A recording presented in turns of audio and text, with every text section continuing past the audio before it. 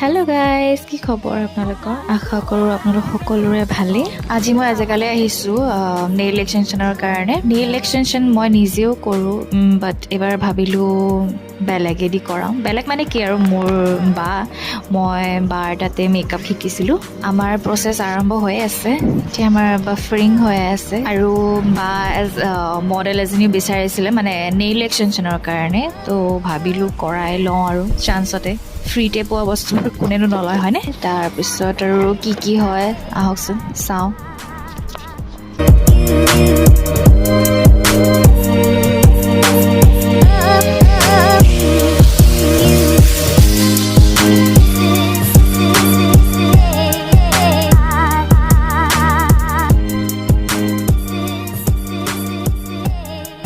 Here we go to final look. কেনেকুৱা লাগিছে আপোনালোকে জনাব।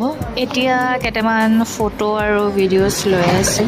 আজিকালি ফটো ভিডিঅ'জ নহ'লে আৰু একো নহয় ন, ছ'চিয়েল মিডিয়াৰ যুগ।